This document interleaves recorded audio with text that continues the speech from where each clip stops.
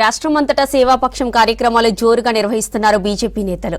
వివిధ సేవా కార్యక్రమాల్లో పాల్గొంటున్నారు. ఉప్పల్లో మహిళా మోర్చా ఆధ్వర్యంలో క్యాన్సర్ స్క్రీనింగ్ టెస్ట్ క్యాంప్ ఏర్పాటు చేశారు. నాగోల్లో వేదవ్యాస పాఠశాల ట్రస్ట్ ను సందర్శించారు BJP state chief Ramachandra Rao. Bharat ఎదుగుదలకు ప్రధాన కారణం వేద సంపద అని తెలిపారు. భారత్ గొప్పగా ఎదగడానికి ప్రధాన కారణం వేద సంపద అని తెలిపారు బీజేపీ అధ్యక్షులు రామచంద్రారావు. నలంద, తక్షశిల వంటి విశ్వవిద్యాలయాల కాలంలోనే వేద సంపద దేశాభివృద్ధికి కేంద్రంగా నిలిచిందన్నారు. నాగోల్ సమీపంలోని కుంట్లూరు గ్రామ వేదవ్యాస పాఠశాల ట్రస్టును సందర్శించారు రామచంద్రారావు. వేద విద్య పిల్లల్లో కేవలం జ్ఞానం మాత్రమే కాక ధర్మబద్ధత, దేశభక్తి, సాంస్కృతిక విలువలను కూడా పెంపొందిస్తుందని చెప్పారు.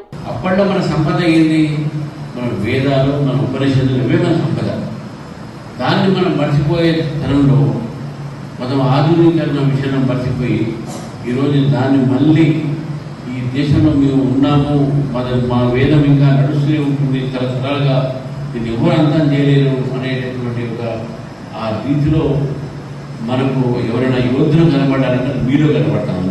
ప్రధాని మోదీ పుట్టినరోజు సందర్భంగా సెప్టెంబర్ నుంచి సేవాపక్షం నిర్వహిస్తున్నారు బీజేపీ నేతలు. ఇందులో భాగంగా ఉప్పల్లో బీజేపీ మహిళా మోర్చా అధ్యక్షురాలు శిల్పారెడ్డి ఆధ్వర్యంలో క్యాన్సర్ స్క్రీనింగ్ టెస్ట్ క్యాంప్ ఏర్పాటు చేశారు.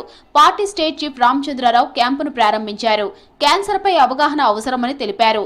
ఎర్లీ డిటెక్షన్, ఆరోగ్యకర జీవన శైలితో క్యాన్సర్ ను నివారించవచ్చని తెలిపారు.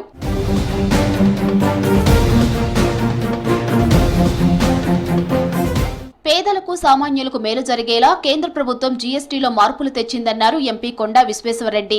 జీఎస్టీ తగ్గింపుతో కేంద్రానికి ఆదాయం తగ్గుతుందన్నారు. సంక్షేమ పథకాలపై ప్రభావం పడుతుందన్నారు. అయినా ఇబ్బంది రాకుండా రేషనలైజ్ చేస్తూ ముందుకెళ్లాలని కేంద్రం నిర్ణయించిందన్నారు. జీఎస్టీపై కేంద్రం తీసుకున్న సంచలన నిర్ణయాన్ని ప్రజల్లోకి తీసుకెళ్తామని చెప్పారు కొండా. ప్రభుత్వాలు నడిచేదే ట్యాక్సెస్ మీద, జీఎస్టీ మీద. కానీ ఏ ప్రభుత్వం కూడా జీఎస్టీ ఇంతగనం తక్కువ చేయలేదు. ఇది జస్ట్ తక్కువ చేసుడే కాదు, రేషనలైజేషన్ అంటారు. అయితే ఇది ఒక సంక్షేమ పథకం కింద కూడా మనం చూడాల్సిన అవసరం ఉన్నది. జన్మన్ ఇందిరమ్మైన్లతో పేదల సొంతింటి కల నెరవేరుతుందన్నారు ఎమ్మెల్యే పాయల్ శంకర్. అర్హులైన ప్రతి ఒక్కరికి ఇందిరమ్మ ఇండ్లను మంజూరు చేసి నిర్మిస్తామన్నారు. ఆదిలాబాద్ జిల్లా మావల మండలం దుబ్బగూడలో ఇందిరమ్మ ఇండ్ల పనులు ప్రారంభించారు ఎమ్మెల్యే.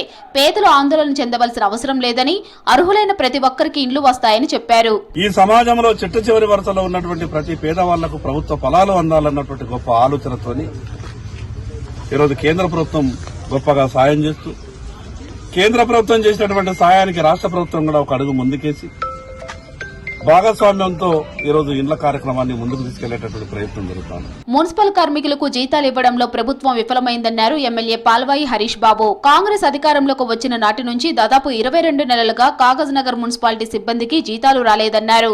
జీతాలు ఇవ్వాలని డిమాండ్ చేస్తూ కాగజ్ నగర్ లో కార్మికులతో కలిసి ధర్నా నిర్వహించారు ఎమ్మెల్యే. వెంటనే నిధులు మంజూరు చేసి కార్మికులకు జీతాలు ఇవ్వాలని డిమాండ్ చేశారు.